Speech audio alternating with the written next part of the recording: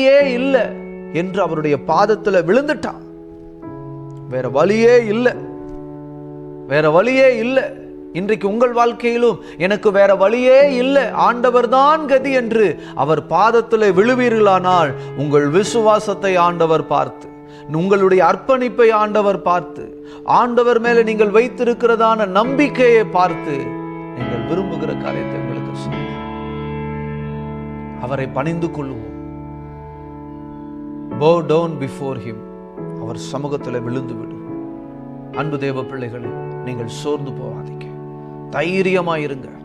கர்த்தருடைய வார்த்தை சொல்லுகிறது, ஒவ்வொரு தேவனுடைய பிள்ளைகளுடைய வாழ்க்கையிலும் நான் அற்புதங்களையும் அதிசயங்களையும் செய்ய வல்லமையுள்ள தேவனாயிருக்கிறேன், அதிசயங்களை செய்ய தேவனாயிருக்கிறேன்.